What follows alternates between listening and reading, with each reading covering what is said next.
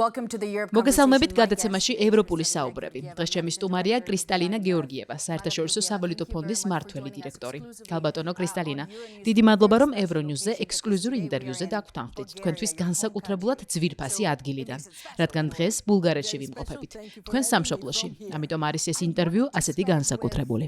მინდა იმ კაცის შეფასებით დავიწყო, რომელსაც როგორც ამბობენ, დღეს ჭკუა ეკითხება ევროპაში და ეს კაცი არის მარიო დრაგი. მან განაცხადა, რომ ახლა ევროპას ეგზისტენციალური დრო უდგას. როდესაც ევროპას უყურებ და ახლა ჩვენ ევროპაში ვიმყოფებით, მართლაც ხედავთ ეგზისტენციალურ პრობლემას? Moving slowly means falling behind. And Europe has been moving slowly on completing the single market. მართალია, ამ სწრაფად ცვალებად სამყაროში ნელისულად ჩამორჩენას ნიშნავს. ევროპა კი ნელა აერთიანებს ბაზარს. ევროპული პროექტი მართლაც ფანტასტიკური რამ არის. მე-20 საუკუნის საუკეთესო გამოგონება ევროპის ერთიან ძრავაზე გადაყვანა იყო, მაგრამ ახლა ვხედავთ, რომ ეს ძრავა შენელდა. როდესაც დრაგის ანგარიშს ვკითხულობთ, სავსებით ცხადია რა უნდა გაკეთდეს. წინა პლანზე წამოწეულია პრიორიტეტები. ევროპის კონკურენტუნარიანობის აღსადგენად 4 პუნქტი შევიმუშავეთ. ერთი ის, რომ შეიქმნას 28-ვე რეჟიმი კომპანიებისთვის. რატომ? იმიტომ, რომ კომპანიებმა სხვადასხვა ქვეყანაში დარეგისტრირება ერთი და იმავე წესის მიხედვით შეძლო. მეორე ის, რომ უნდა დასრულდეს საბანკო კავშირისა და კაპიტალის ბაზრების კავშირის შექმნა. რატომ? იმიტომ, რომ თუ ასე არ მოხდა, ჩვენი ევროპელების ანაბრები სხვა ადგილას მოიტანს მოგებას. დღეს 300 მილიარდ ევროზე მეტი ევროპისთვის არ მუშაობს. მესამეც ის, რომ მუშახელის პროფესიული კვალიფიკაცია ყველგან აღიარონ. ახლა მუშახელს შეუძლია გადაადგილება, მაგრამ კვალიფიკაცია თავიდან უნდა მიიღოს. ეს კი რასაკვირველია ჩვენი მუშახელის ეფექტიანად გამოყენებასა და ევროპის ენერგიის გაერთიანებას ართულებს. ასე რომ, რა თქმა უნდა, მარიო დრაგიმ უაღრესად სრულყოფილი რეკომენდაციების პაკეტი დაგვიდო. ამის შემდეგ უამრავი მაღალფარდოვანი შეფასება მოვისმინეთ. როგორი მნიშვნელოვანია თურმე ეს და რომ აუცილებლად უნდა შევასრულოთ, მაგრამ უფრო მეც ვლაპარაკობთ მის შესრულებაზე, ვიდრე საქმით ვაკეთებთ. ასე რომ, ევროპა უნდა აჩქარდე. Speed up Europe. ეს ძალიან კარგი შენიშვნაა, რადგან ამ ანგარიშის გამოქვეყნებიდან 1 წელი გავიდა. მისი დათქმა კი ის იყო, რომ თუ ევროპა რადიკალურ ცვლილებებს არ გაატარებდა, ნელი ტანჯვით აღმოხდებოდა სული. რას უნდა ველოდოთ? An optimist about Europe because I have seen Europe time and again when it is really tough making the right choice. Very often მე ოპტიმისტურად ვუყურებ ევროპის მომავალს, რადგან რამდენჯერმე უკვე ვნახე, რომ როცა მართლა ძალიან რთულად იყო საქმე, ევროპამ სწორი არჩევანი გააკეთა. ხშირად ამისთვის დიდი დრო სჭირდებოდა, მაგრამ როცა კრიტიკული მომენტი დგებოდა, მაგალითად ევროზონის კრიზისის დროს, გადამწყვეტმა მოქმედებამ გადაარჩინა ევროპა და მაშინ სწორედ მარიო დრაგიმ თქვა ასეთი ფრაზა: რადაც არ უნდა დაგვიჯდეს. სწორედ ასეთი მომენტი დგას ახლა. რატომ? იმიტომ, რომ თუ შეადარებ ამერიკის შეერთებული შტატების პროდუქტიულობას ევროპისას, ევროპა ჩამორჩება. ევროპის ეკონომიკის ზრდა 1.2%-ია. როგორ ამდენი სიმდიდრე გვაქვს და მხოლოდ 1.2%-ით შეგვიძლია გავიზარდოთ. ამერიკაში კომპანიები ძალიან სწრაფად ფართოვდებიან. ევროპაში არ არსებობს მაღალი ტექნოლოგიური კომპანიის სწრაფად ზრდის ფენომენი. შეუძლია ევროპას დაწევა, რა თქმა უნდა, მაგრამ ამისთვის ერთიანი ბაზრის შექმნა პრიორიტეტად უნდა ვაქციოთ. მე იმასაც კი ვურჩევდი, რომ ერთიანი ბაზრის მეფე ყავდეს, რომ იყოს ადამიანი, რომელსაც მიენიჭება ერთიანი ბაზრის ყველა ასპექტის მართვის უფლება. Number one priority, and actually I have been recommending to have a single market tsar, somebody who is given the authority on all the aspects of the single market to call the shots. ეს შესანიშნავი აზრია, რადგან ახლა პრობლემა ის არის, რომ ევროპას ძალიან სუსტი ხელმძღვანელობა ჰყავს. ვინ შეიძლება იყოს ეს ყოვლის შემძლე? კაცია თუ ქალია? ყავთ ვინმე მხედველობაში? So let me say that I have seen very strong leaders on the economic front in Europe. მოდი ასე ვიტყვი, ევროპის ეკონომიკის ფლანგზე ძალიან ძლიერი ლიდერები მინახავს და მიმაჩნია, რომ თუ ევროპას ნამდვილად უნდა პასუხისმგებლობის დელეგირება, ევროპას საკმარისი კვალიფიკაცია აქვს ამის აღსრულებისთვის. უბრალოდ მინდა შეგახსენოთ, რომ როდესაც გაერთიანებულმა სამეფომ გადაწყვეტა ევროკავშირის დატოვება, მაშინ იცით რა ქნა ევროპამ?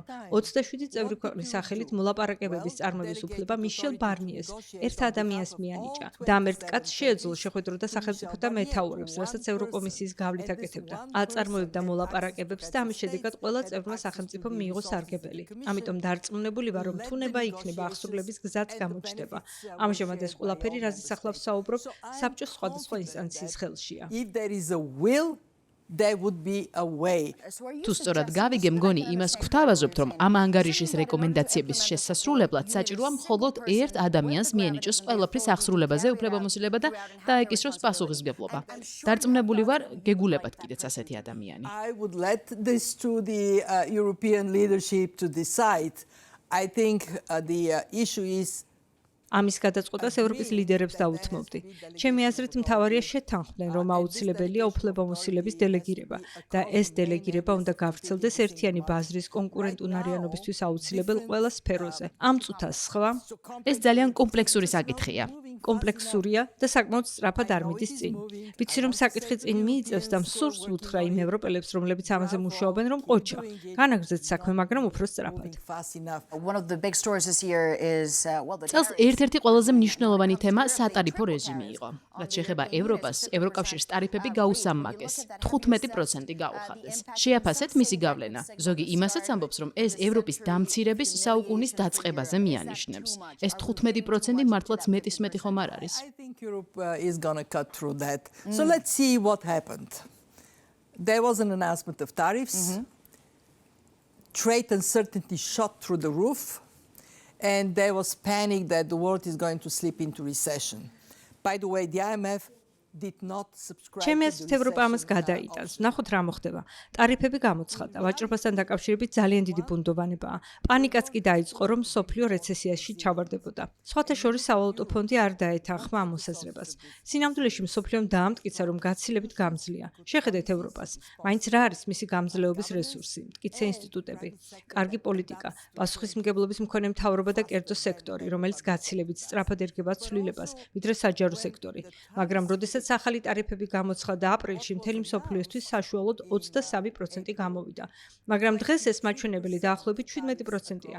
თუ გადაამოწმებ რეალურად რამდენი გროვდება, ამა თუ იმ გამონაკლისის გათვალისწინებით, 9-10% გამოდის. სხვაგვარად რომ ვთქვათ, ტარიფის დარტყმა არც ისე ძლიერია. რაც ყველაზე მნიშვნელოვანია და რისთვისაც ასე მიყვარს ევროპა ის არის, რომ მისი ქვეყნების უმრავლესობამ უარი თქვა სამაგიერო ტარიფზე. კბილი-კბილის წილ არ მიუგო. ვიცი რომ ევროპაში ზოგი ამბობს უნდა შემოგვეღო. Majority of countries decided not to retaliate. No tit for tat. I know that some of the European people are saying, oh, we should have gone. Europe was weak. ევროპა სუსტი გამოდგა. What happens if you hit back and then everybody starts hitting? We get on this სუსტი გამოდგა, მაგრამ რა მოხდებოდა სამაგიერო რომ მიეზღო და ყველა ასე მოქცეულიყო. უკუსული სპირალი ამოქმედდებოდა. დღეს კი ისეთი მდგომარეობა გვაქვს, როდესაც თქვეს, კი ბატონო, ამერიკა შენ ამ გზით გადაწყვეტე სიარული, მაგრამ ჩვენ ასე არ მოვიქცევით. მართალია შენ ვაჭრობის 14%-ს წარმოადგენ, მაგრამ დანარჩენი 86-87% ვამჯობინებთ ვივაჭროთ იმ წესების მიხედვით, რომლებიც დავადგინეთ. სწორედ ამან გადაარჩინა მსოფლიო ეკონომიკა. ყველა მარცხა და ერთმანეთისთვის ზიანის მიყენება. ეს ამბავი ჯერ არ დასრულებულა. შესაძლოა ვითარება შეიცვალოს და მე ნამდვილად მოვუწოდებ ქვეყნებს. ნუ გააჩაღებთ სავაჭრო ომს. ამას ნუიზამთ. It's not over. In other words, that may change. And I would really urge countries, please don't go for a trade war. Don't do it. იმის თქმა გინდათ, რომ ევროპამ პასუხისმგებლობა გამოიჩინა, როდესაც მიიღო ეს 15%, რომელიც შესაძლოა ნაკლებად საზიანო იყოს, როცა ამოქმედდება. თუმცა, ზოგი მიიჩნევს, რომ ევროპამ პოლიტიკურად იზარალა, რომ ევროკავშირს უნდა მიეზღო სამაგიერო და ძალა ეჩვენებინა. Europe can show strength by working actively with those who want to trade on the basis of rules. And I would encourage Europe to show leadership in that regard. ჩემი აზრით, ევროპა შეუძლია ძალის დემონსტრირება, თუ კი აქტიურად ითანამშრომლებს მათთან, ვისაც წესების დაცვით სურს ვაჭრობა. მე მოვუწოდებდი ევროპას, რომ იყოს ლიდერი ამ კუთხით. თუ დღევანდელ მულტიპოლარულ მსოფლიოს გადახედავ, დაინახავ, რომ რამდენიმე რეგიონი უფრო ძლიერი შიდა რეგიონული ვაჭრობის შექმნას ცდილობს, როგორიცაა მაგალითად ასიანი ან სპარსეთის ყურის ქვეყნები. ევროპამ უკვე დაიწყო აქტიური მუშაობა, რათა შეთანხმებები დადოს სხვადასხვა ახალ ბლოკთან. აი სწორედ აქ უნდა ამოქმედოს ევროპამ თავისი რბილი ძალა. სოფლიოს სავაჭრო ომი უნდა აცილოს თავიდან. Move the world away from a trade war. ანუ თქვენ მიესალმებით მერკოსურის შეთანხმებას? ევროპული მსოფლიო სავაჭრო ორგანიზაციის შექმნა ხომ არ გსურთ? ეს აზრი არ გამოთქმულა? Saying, well, trade war, thank you, but no, thank you. We are going to work with the rest of the ნამდვილად world. ასია. მინდა რომ ევროპელებმა უარი თქვან სავაჭრო ომზე. დიდი მადლობა, მაგრამ არ გსურსო. ჩვენ მსოფლიოს დანარჩენ ქვეყნებთან ვაპირებთ თანამშრომლობასო. პრინციპში მე ოპტიმისტურად ვუყურებ, საერთოდ მივდივართ, რადგან თუ კაცობრიობის ისტორიას გადახედავ, ის ვაჭრობის ისტორიაა. ვაჭრობა წყალს გავს, თუ დაბრკოლება შეუქმნის, გარშემოუვლის. თუმცა გარშემოვლას შესაძლებელია როგორც ეფექტიანად, ისე ნაკლებად ეფექტიანად. ევროპამ ახალი მსოფლიო უნდა შექმნას, მრავალპოლუსიანი მსოფლიო, რომელიც მრავალ ინტერესს ითვალისწინებს და უფრო ეფექტიანად მუშაობს. ამის დიდი სურვილი უკვე შეიმჩნევა მსოფლიოში. უკვე ვისმენ ჩვენი წევრებისგან, რომ სურთ ევროპამ ლიდერობა იკისროს. Can that happen in ეს შესაძლებელია? დღეს ხომ ბულგარეთში ვიმყოფებით, უკრაინა ძალიან ახლოსაა და აქ ნამდვილად იგრძნობა დროის სული. რამდენად შესაძლებელია ეს ყველაფერი იმ დროს, როცა კონტინენტზე ომი მძვინვარებს? თქვენი გამოცდილების გაზიარებაც მაინტერესებს, რადგან თუ სწორად მახსოვს, მხოლოდ 35 წლის იყავით, როცა რკინის ფარდა დაეცა. მაშინ ეგონათ, რომ შესაძლებლობათა ახალი სამყარო გაჩნდა. ახლა კი კონტინენტურ ევროპაში ომია. თუ გიფიქრიათ მაინც, როგორ მივედით აქამდე? I'll tell you, I never thought I would see a military power in Europe invading another country, but it happened. What we see in the world today is more unpredictability.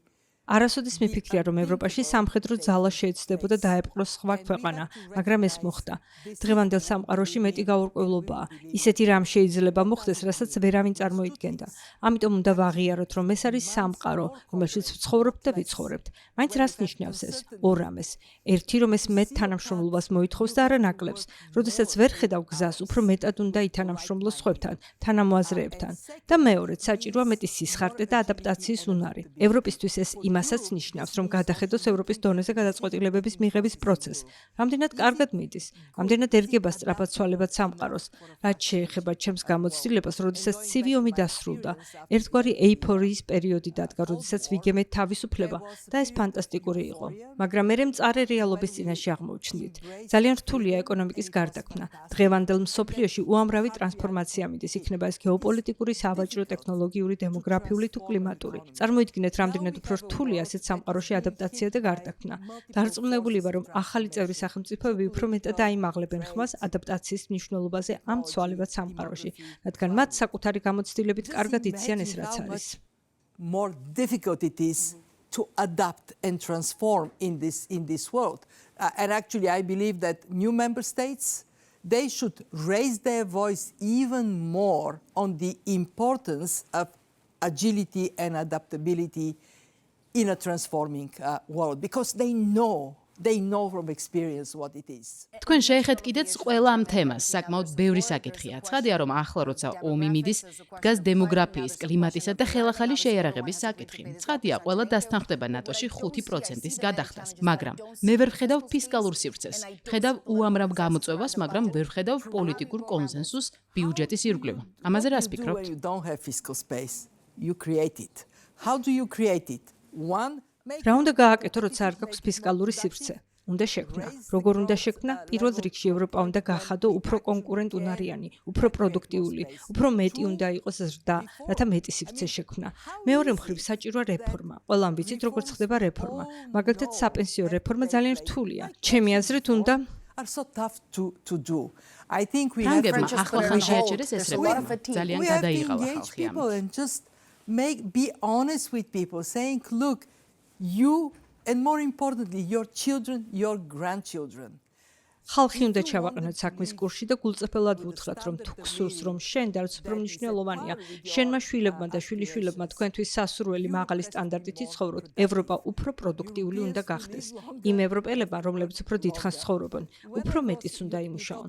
თქვენ ცივი ომის დასრულების პერიოდი ახსენეთ. მაშინ პროფესორი ვიყავი ბულგარეთში და დარწმუნებული ვიყავი, რომ 55 წლის ასაკში პენსიაზე გავიდოდი როგორც პროფესორი. არადა შემომხედეთ ახლა. მე არ გეტყვით ჩემს ასაკს. ამის მიხვედრა ადვილი 55-ის ნამდვილად არ ვარ, მაგრამ მაინც მუშაობ და ბედნიერი ვარ ჩემი პროდუქტიულობით. ასე რომ უნდა დავამსხვრიოთ ევროპაში ტაბუ ისეთ თემებზე, რომლებიც ხელს უშლიან იმ ფისკალური სივრცის შექმნას, რომელზეც თქვენ საუბრობთ. We have to get these taboos in Europe around topics that are actually impediments to building the fiscal space you're talking about. თქვენ ამბობთ, რომ ევროპაში რამდენიმე ტაბუ არსებობს. ერთი მათგანი ნამდვილად ეხება ვალს. დიდი კამათი მიმდინარეობს კარგ და ცუდ ვალზე. მაინტერესებს, რამდენად გადარდებთ ვალის მთლიან შიდა პროდუქტთან მიმართების ტრაექტორია ევროპაში. ან რამდენად გამართულად მიგაჩნიათ ერთიანი ვალის აღება გარკვეულ The სფეროებში. trajectory in different countries is different. We're here in Bulgaria, debt to GDP is... აქ ორი საკითხია. ერთი ის, რომ ტრაექტორია ყველა ქვეყანაში განსხვავებულია. ახლა ბულგარეთში ვართ და მისი ვალი მშპ-სთან მიმართებით 24%-ია, მაგრამ მაინც ვღელავთ, რომ შესაძლოა სესხის აღების მადა მოემატოთ.